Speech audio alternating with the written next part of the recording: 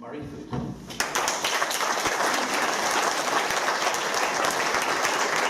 Thanks for that. No, absolutely not. Good evening, everyone. I'd like to kick off with an admission. If you've come here tonight looking for answers, you're not going to get them from me either. I'm as equally as bewildered as the rest of you with the pantomime that's playing in London's West End at the moment. I hope that Philippa may be able to enlighten us somewhat further in the question and answer session to come. But before that, let me introduce myself. As you know, my name is Murray, and I was the editor of the Daily Record.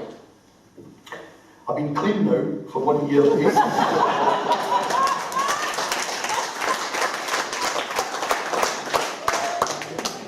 I live in Glasgow, but originally come from a quaint fishing village on the banks of the River Tay called Dundee. And for a Dundee lad to be invited to talk to the toffs of Troon and Prestwick, it's quite simple. It's always difficult to gauge exactly what you, the audience, would like to hear at events like this. So a bit later you'll get the chance to ask me whatever you wish. You can be as critical as you like. As you know, the Daily Record is based in Glasgow, the city of Rangers and Celtic, and if being an editor in that goldfish bowl prepared you for anything, it's to have two things questioned: your opinions and your parenthood. So please be as robust as you wish, and in return, some of the opinions I express tonight may not be wholly popular either. As I said, I was born and bred in Dundee. I've been married to fellow Dundonian Susan for 27 years, and we have two daughters, aged 21 and 16. The reason I've been invited here tonight stems from my role as record editor during the independence referendum. And no one was more surprised than me when I was appointed to what I believe is the best job in Scottish newspapers. It was certainly an absurd prospect when I started out fresh from school, aged 17. I only fell into journalism because of free curry. I'd been accepted for university, but halfway through 6th year I had an epiphany, and like the best epiphanies that happened in the pub. I was out for a couple of underage pints with a pal when his big brother arrived. He was a reporter on the local paper, The Courier. He bought a round, then suggested we go for a Ruby Murray. Then he uttered the immortal words, "I'll claim it back on expenses." He explained the concept of getting reimbursed for the curry by fraudulently claiming his dinner guests were substantially more useful than his wee brother me. It's a relevant revelation, free curry for life. For those interested, lamb boon and that bread, no rice. At the time, the local newspaper company DC Thompson were running recruitment adverts. So I applied and I started as a trainee 2 months later. While there, I worked on the Evening Telegraph and the Sunday Post. I also worked on the Sporting Post, a Saturday afternoon paper produced for the city's football fans. Sadly, and these two facts may be related, it survived only 6 months of me before it ceased publication. Aged 22, I left Dundee for the Aberdeen Evening Express. My arrival was not good news for Aberdeen's Saturday afternoon football paper, the League final. It survived just 6 months of me before it broke. Not bad for that. Can you go back to support? Not bad for the lad who was only in the office for 8 months before the NUJ called a strike. I spent the next year on the picket line. That was a very long, very cold 12 months. Not just because of the bitter Aberdeen winter was as cold as the bitter Aberdeen summer, but because one of my fellow pickets was a very young, but even then insufferable Michael Gove. Oh, good old pantomime.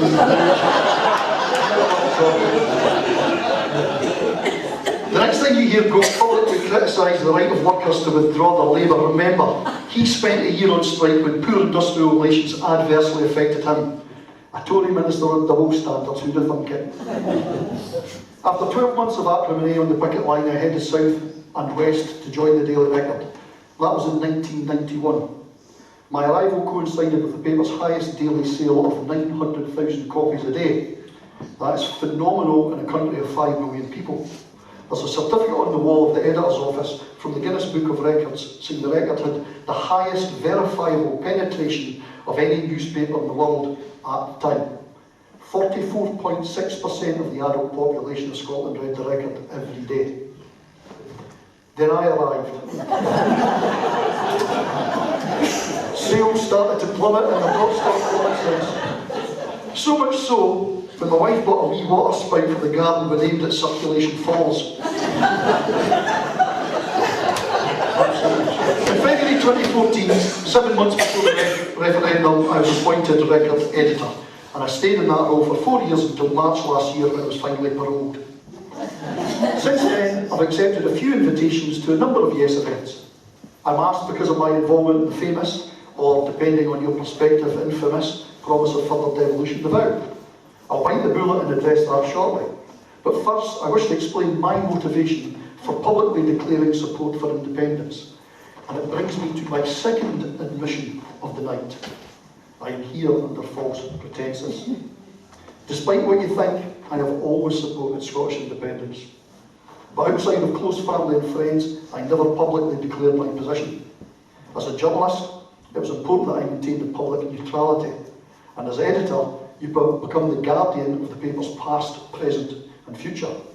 My paramount responsibility was safeguarding the continued employment of the staff who produced the paper. In an era of declining sales, changing the paper's political stance is rightly regarded as a massive gamble. I'm often challenged about the imbalance in support for independence across our newspaper industry. And yes, there is an imbalance, and yes, it is an issue. But there are reasons behind that imbalance, and hopefully I can provide some context. It's fair to say that before devolution, support for independence could be classed as a minority pursuit. Scotland was split along the historic left-right divide, and the country's newspapers reflected that. It wasn't until the second decade of devolution that Scotland's political foundations started to move. By that point, the decline of newspapers was well underway, and every title became adverse to taking risks. Most people are naturally resistant to change, and newspaper readers are no different. If an editor changes a relatively inconsequential element, like the cartoon strip, they will get a postbag of angry letters and emails. If they change the paper's political stance, they are guaranteed to lose opinion of readers. In turn, that would ultimately lead to redundancies. No editor would make such a decision knowing it would cost colleagues their jobs. I certainly wouldn't want it on my conscience, and I have a suspicion it would be a futile gesture anyway. I'm not claiming newspapers are irrelevant, they can still help make the political weather, but it is undoubtedly true that as social media replaces traditional media as the primary source of news for many, the influence of newspapers has been greatly eroded. A big editorial realignment by, let's say, the Daily Record would undoubtedly cost journalists their jobs, and it's questionable the gesture would materially alter the outcome of that which it sought to influence, in this instance, a referendum. Since the 1950s, the Daily Record has consistently advocated in favour of devolved marks, or home rule with old money. In the months before September 2014, we consulted a cross-section of our readers through regular surveys, and we were consistently told that further devolution remained the preference of a clear majority of our readers. Only a madman would go against the views of the majority of their customers. Step forward Gerald Ratner, owner of the High Street Jewellers that carried his name. The bold Gerald told the world that buying public, his customers, had no taste in paying for the cheap and nasty products on sale in his shop. His business went bust almost overnight. A more relevant example of commercial self-harm is the recent history of the Scotsman newspaper. Is that? Yes. Thanks for seeing that next pocket. That and see if it stops. If it doesn't, others.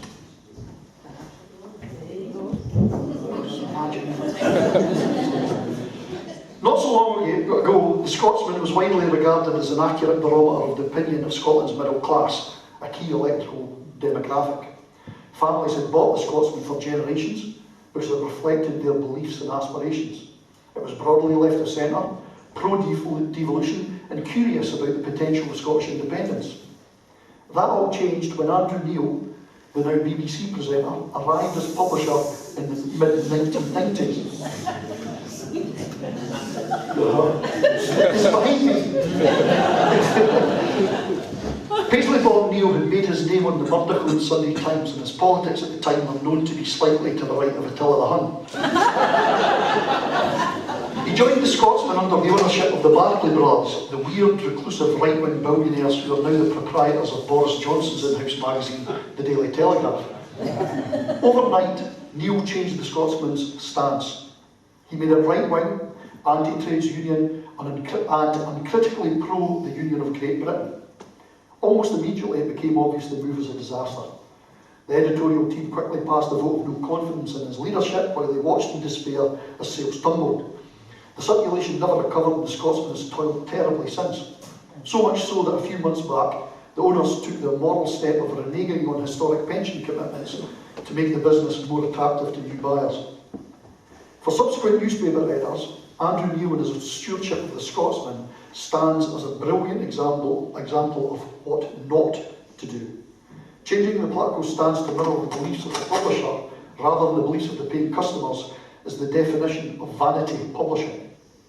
So in 2014, given that the majority of record readers had steadfastly repeated their preference of further devo short of independence, it was my duty to reflect that preference regardless of my personal beliefs. I've recently considered again what the potential impact might be if the Rally was to unequivocally declare support for independence. So I did a few sums. The figures are based on an assumption that the paper would suffer an immediate 10% sales decline as hardline unionists deserted the paper they'd read for years. I base that assumption on experience. In my 4 years as editor, the only time the paper suffered a significant circulation fall beyond the regular pace of decline was when First Minister Nicola Sturgeon was announced as a weekly columnist. A few thousand readers immediately stopped buying the paper because I'd given the leader of the country 1 page a week. It was massively dispiriting that so many readers were too entrenched to even contemplate reading an alternative opinion. I'm convinced that dip in sale would be dwarfed if the paper came out for indie. My numbers, while rough and ready, are instructive nonetheless. I calculate that lost sales would cost the paper £2 million per year in cover price revenue. The average journalist's salary, including other employment costs, is about 40 grand. So £2 million equates to 50 jobs. That's more than a third of the combined Daily Record and Sunday Mail editorial staff. And that's before you factor in lost advertising revenue of another £1 million a year. Even if the editor desperately wants to declare it remains a substantial commercial risk, I think you can now appreciate the dilemma. Instead, I think the best we can expect is that newspapers increasingly promote pro-indie and anti-indie voices to coexist cheek by jowl in the same publication. Okay, perhaps not in the Daily Mail. But I think it was already happening in a few of the newspapers that were very much in the no camp 5 years ago. And for those who yearn for just one newspaper to make that grand statement, a small footnote of hope. My replacement as record editor is an Inverurie-born loon called David Dick. And if you scan the very first edition of the pro-independence newspaper, The National, you'll spot a story from a correspondent in Melbourne who explains why, as a pro-indie expat, he was gutted that Scotland voted no. That article carries the byline, by David Dick. So never say never. That brings me to the vow. I'm not expecting anyone here to forgive me, agree with me, or even fat chance thank me. But at least you'll hear what the why and the how straight from the horse's mouth, or as my big brother would say, straight from the horse's arse. That front page came about not because I was trying to influence the outcome of the referendum, but because I did not trust the unionist parties. As I've explained, the record has historically supported further devolution. That support goes back as far as James Mackson and the Red Clydesiders. When the Edinburgh Agreement was signed, the record had lamented the decision not to have on the ballot paper the third option of further devo. That had also been Alex Salmond's original preference, but it was denied by David Cameron. In the months before September 2014, the record had regularly asked the unionist parties to provide a more positive offer to beef up Holyrood for those voters who preferred to remain in the union. No offer was forthcoming. That's not really a surprise. The reluctant bedfellows that made up better together could barely agree on the day of the week, let alone what additional power should be devolved. And 2 weeks before the big day, the Sunday Times published their ground-shaking poll. As we know, the yes vote had nudged ahead. That weekend, I'd been in Dundee for a family wedding. Proper Scottish wedding. I woke up in my mother-in-law's house on Sunday morning, nursing a hangover and blissfully unaware of the poll bombshell. I turned on the telly and watched the parade of unions and politicians ramble incoherently about the timetable for more devolution. Slowly the penny dropped. They were finally capitulating on what the record had been advocating on behalf of its readers. Of course our request had fallen on deaf ears. Yet now, in a panic, the unionist parties were cobbling together a vague, unspecified offer that focused on timescales, the when rather than the what. I was furious. My hangover didn't help. I drove to the office in Glasgow and produced a front page scathing of the unionist parties, which portrayed Cameron, Clegg and Miliband as three monkeys. Hear no devo, see no devo, speak no devo. The next morning I took a phone call from a certain Gordon Brown. Contrary to suggestions that the record editor takes his orders from Brown, it was the first time I'd spoken to him in many months. And conversely, I spoke with Alexander on a near-weekly basis. Brown told me that the monkey front page had landed with a thud on the breakfast tables of both number 10 and number 11 Downing Street. I remember cracking a joke that if the paper had been read by George Osborne, then it had landed with a thud.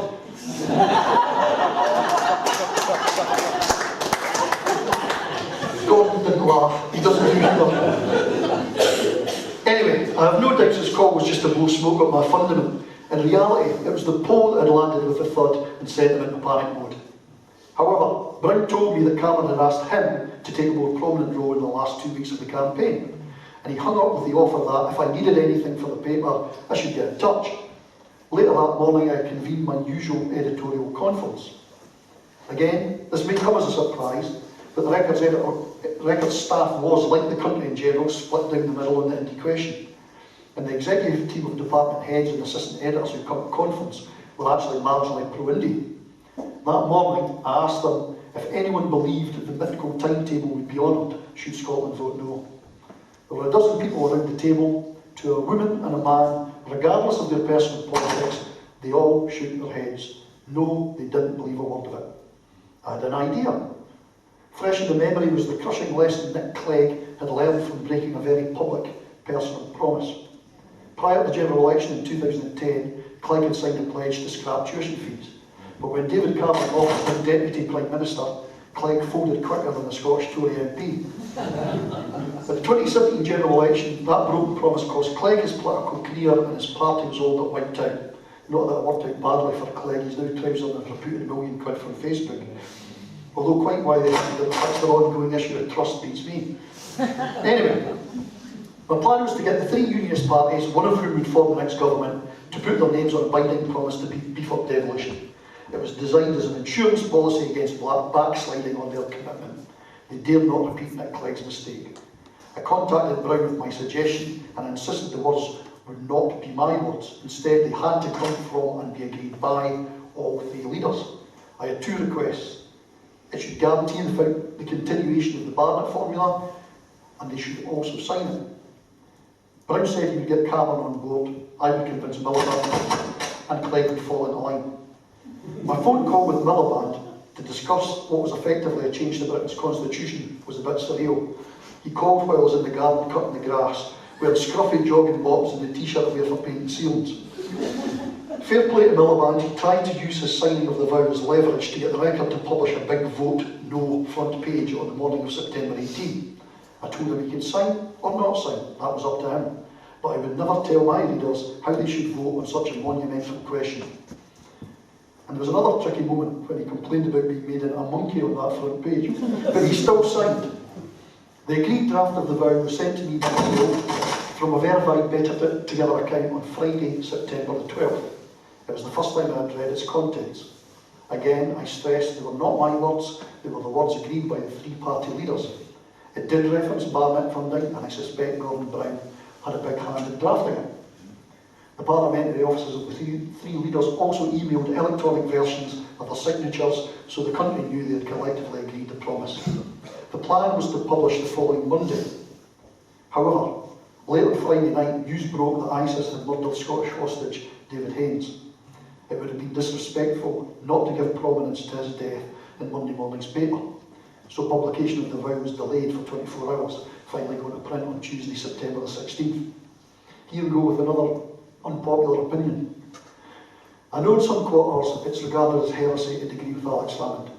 Setting aside the looming legal proceedings, I have great regard for the former First Minister's political instincts, but I heartily disagree with his continued assertion that the vow was the deciding factor in the referendum result. There is no empirical evidence to substantiate this claim. Believe me, I've looked. If such evidence does exist and I've missed it, point me in the correct direction, because I'm still open to persuasion. There is, however, an overwhelming body of evidence that it was, as the saying goes, the economy stupid. During a fairly boozy lunch a few years back, Alex explained to me part of his political ethos. Before his return to Holyrood in 2007, he held a meeting with a former Labour Party grandee. He would not divulge the name, but he did reveal it was a female politician he spoke with. She told him that he would never realise his ambitions if he publicly displayed even the smallest of doubt in his convictions. Alec resolved then to maintain an outward certainty, even when privately he was less than sure. Never admitting to political doubt carried Alex and the country to the brink of independence. Refusing to admit personal failings served him well. So it's highly unlikely that, as an economist himself, he would publicly acknowledge the economy was the Achilles heel of his campaign. So the vow got the full salmon hairdryer treatment. And you know, that's fair enough, that's politics. But I hope history will be kinder at that front page than many are prepared to admit now. Equally, you're likely to convince me the vow was a lie. There are approximately 280 words in its entirety.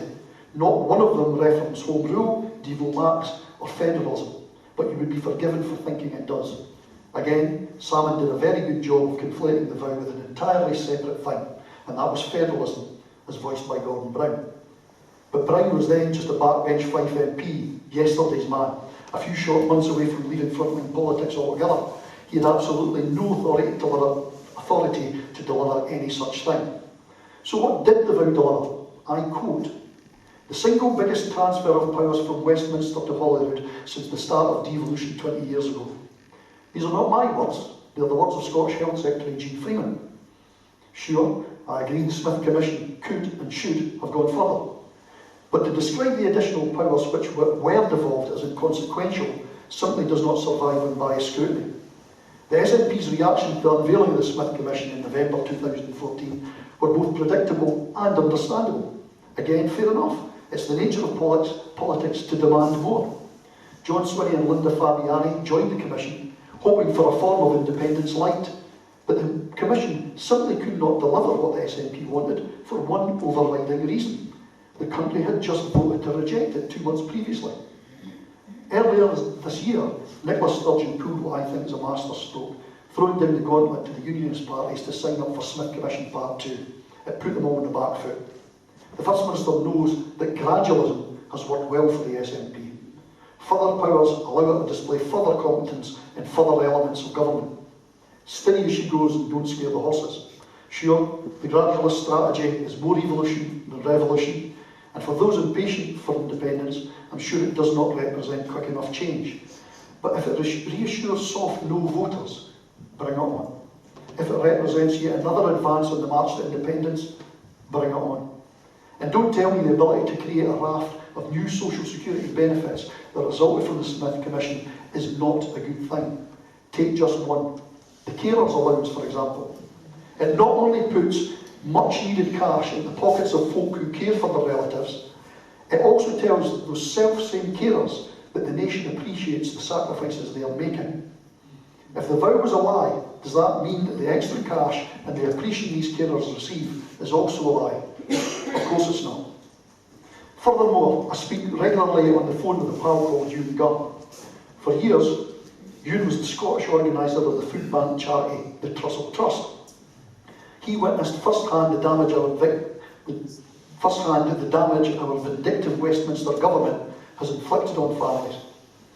Ewan is now on the advisory board overseeing the creation of the nascent Scottish social security system, and he is full of genuine optimism that the founding principles of dignity, fairness and respect are being hardwired into everything they do.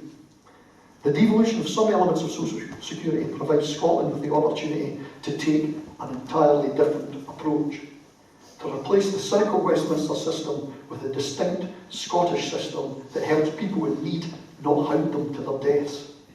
That is the kind of Scotland I want to live in. So how do we secure that independent future? Since deciding to stand down as editor, I'm no longer constrained by responsibility for the title of honest journalists. But even so, putting your head above the parapet on big political issues like the Constitution always invites criticism. So why did I declare my support in a newspaper article last June? There were two reasons. First, because of my notoriety as the architect of the vow, there was a perception that I must be a card-carrying unionist. My second admission of the night, I did vote yes. When I submitted the original newspaper article, it did contain an obvious reference to my long-held support for independence, but it's cut from the published version. Unfortunately, yes, but probably intentional, as the omission made the story more newsworthy. No less than First Minister Nicola Sturgeon made public reference to my so-called conversion to the independence cause. The upshot is that, rather than clearing things up, the misconception was compounded. So, pun intended, I felt a responsibility to put the record straight, and that's why I'm standing here tonight. The second reason for my declaration was the gnawing frustration that grew into deep anger over the dire state of Westminster politics. Despite my belief that independence was an entirely logical ambition, over the years I could also see some merit in the pro-union argument that Britain hadn't been that bad for Scotland as we muddled through together for 3 centuries. Over the years, Westminster may have often fallen short, but at least it tried to meet the varying needs of 4 different countries.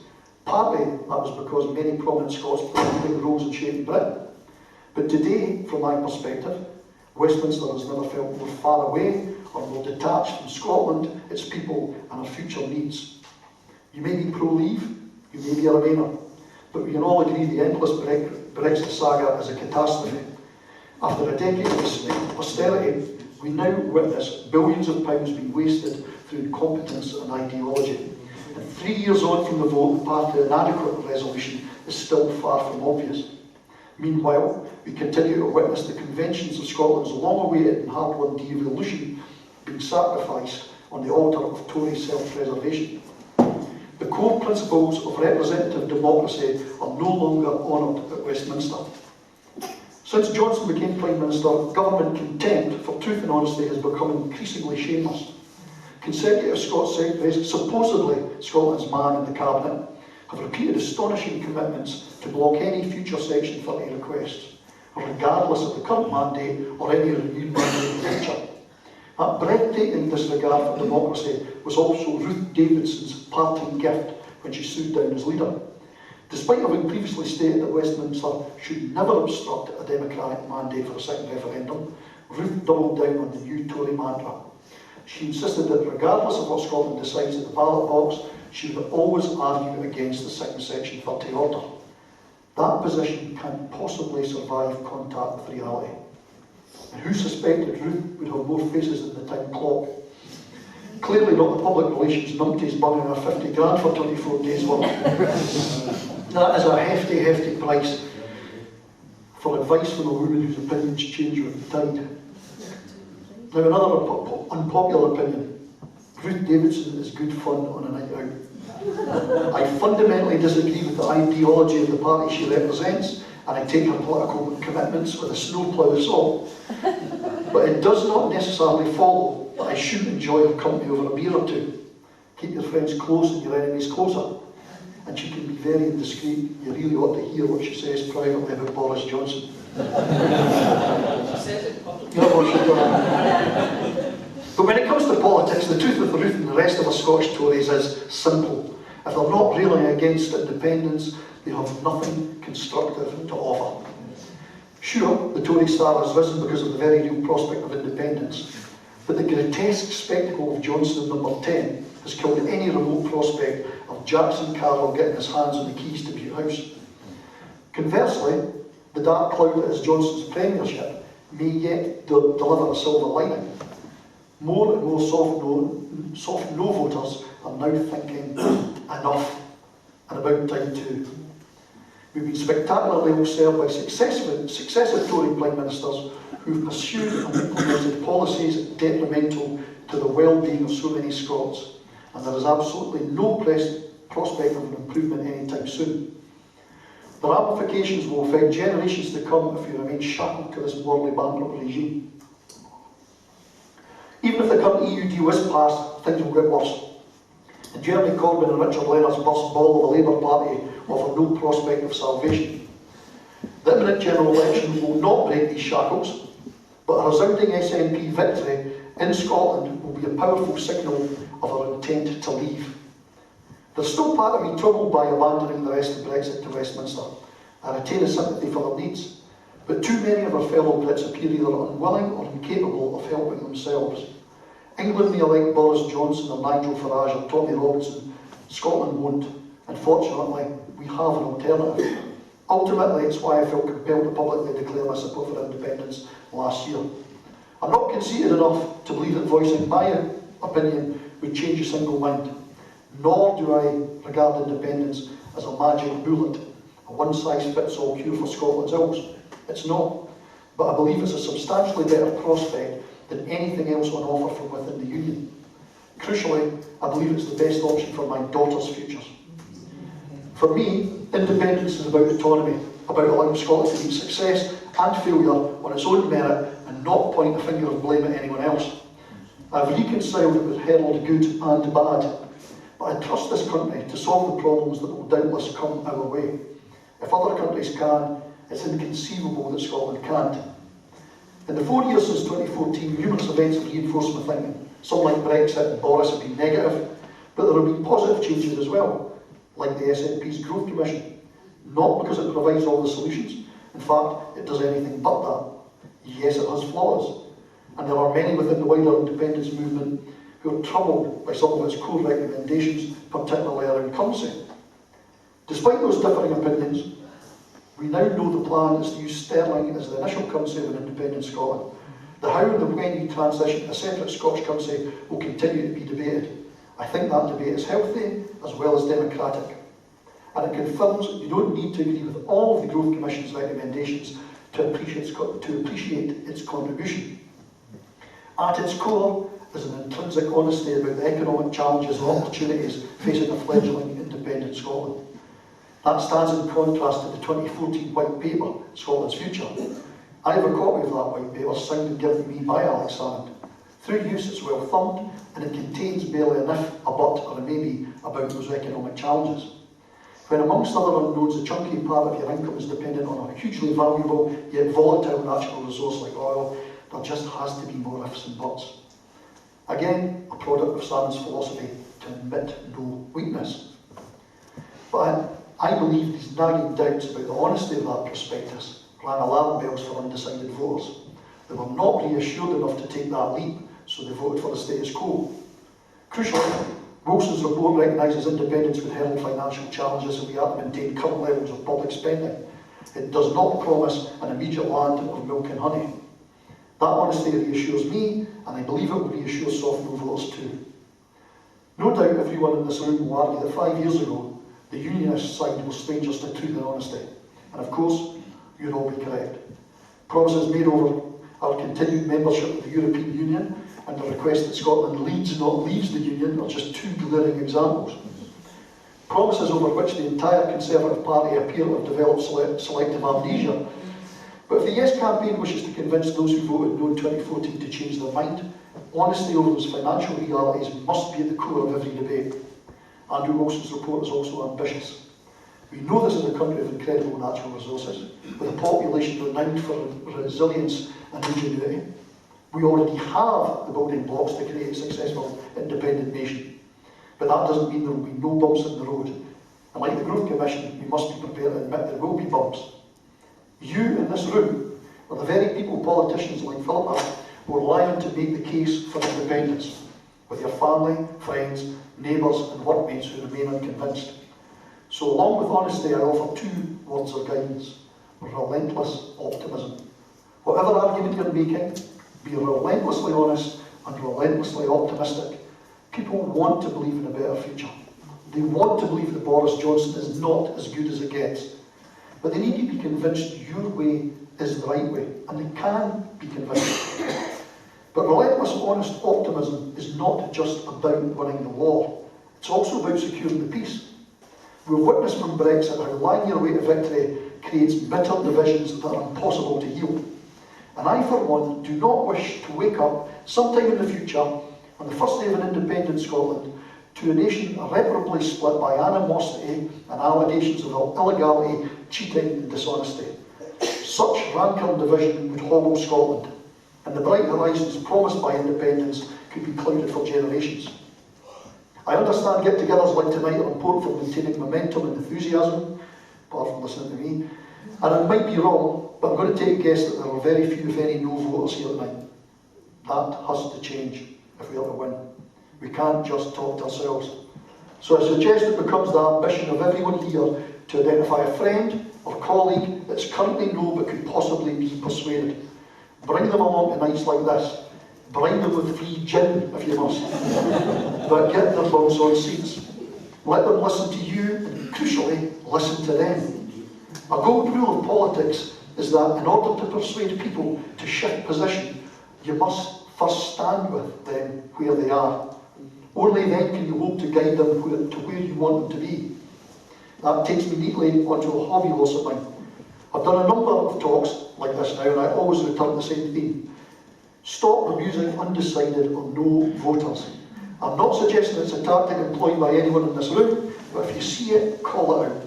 It's neither a good look nor a winning strategy. Remember, your fellow Scots, many of whom don't agree with you yet. If we're selling the vision of a more fair and more equal Scotland, trading insults in real life or on social media will not paint an enticing picture.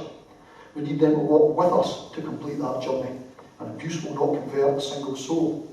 I accept that can be difficult in the face of provocation, but responding to abuse with more abuse does not alter views, it entrenches them. Instead of revealing the depth of your anger and frustration, persuade by the strength of your positive case. To emphasise this point, I want to remind you of some wise words from the great Margot MacDonald, as told by her husband Jim Sellers. As you'll remember, Margot died during the Indie campaign. In her last days, Margot told Jim what she wanted him to say on her behalf at her memorial service. That he managed to deliver her message while still in the depths of his grief was remarkable and the sentiment noble. This is what he told that congregation.